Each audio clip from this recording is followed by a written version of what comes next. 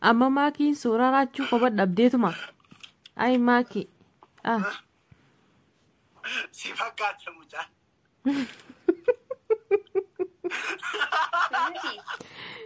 Raachuu. Dhugaa baay'ee si fakkaata. Dalagaatiin beektamii sirna. Ani waan maaliif waan wayii nin beekaati Oromoon isaa beeku saniif hin fide. Ay si fakkaata mucaan. Haadha gaatanaafi.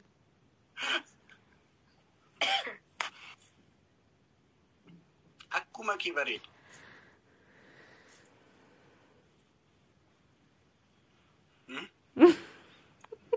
Raachuu. Ayo maki. Ay maki. Beyesus. Daa'ima kan kiin siibite. Kan kee Oromoon aaduu. Eenyu maqaan isaa himiif Oromoodhaaf. Hundaa'uun. Ono. Abbaa hundaa'uun. Kuni qilleensi bakka abbaa biyyeetti dhimma qabaachuu waan gaariidha. Maki komantii maal jedha? Edaashiin kana gubatte. Edaashiin kana gubatteedha komantii. Edaashiin kana gubatte. No, beekaatiin barra sii laphee bara sii fide. Hundaa'uun baay'ee bareeda. Addisaa koo.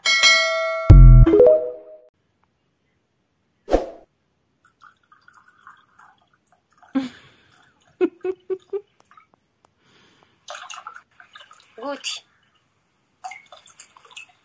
Ingunne guuti. Ingunne. Kana caalaa. Guuteera.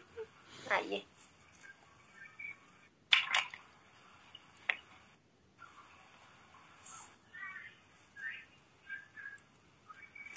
Takuma komentii maaliif hin dubbis komentii? Adabbiidhaan maaliif hin dhiisan? Kunoo guuteera argite. Okay, adabamtee jirtash. Taap godha. Yaaddu galatoomii akka malee. Hin dabbaru aannan dabbaru. Guys, dabbaru godha. Isin hin dhaga warra komentii irra dhiifamanaaf. I will play with my husband only. Sorry, guys. Yeroo baay'ee waan rakkistuuf qoy maakiin gashaa. Sagalee kannas jeenga eessa? Mute godi qoy sittanima. Qoy Shifani, give me 1 minute. Yeroo baay'ee Natti maal isin. Yeroo baay'ee rakkistu. I will play with my husband only. I will play with you. Sorry. With me? Yeah, you are my husband. I will play with you only. Sorry. I'm not your husband. Argite miti waan jechaa jirtu maaki. Biyya Indiirraa. You are cheating on me, man. Haa isin maal afallatti jaim? Na jaallatti kaafii qeeqaa kaafaki. Taa jaallattu gaa afaan Oromoo dadhabdeengi warra Ingiliffaa dubbatu natti fidde.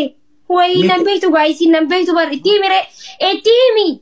Afaan Hindii beekti isheen maal jedhee Ani shanni Jawaar Mahammad ta'uu itti himi siin jee itti himi. Bamala fi Zubair Janal. Gir. Haa gir naan jetti.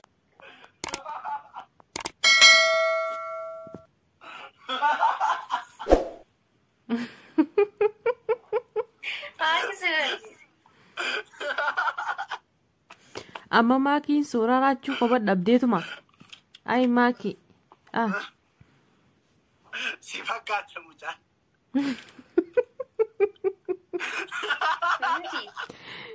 Raachuu. Dhugaa baay'ee si fakkaata. Dalagaatiin beektamii sirna.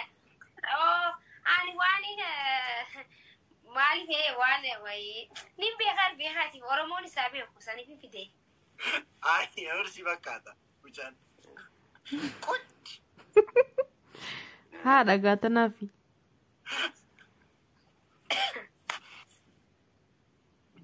Akkuma kee bareedu.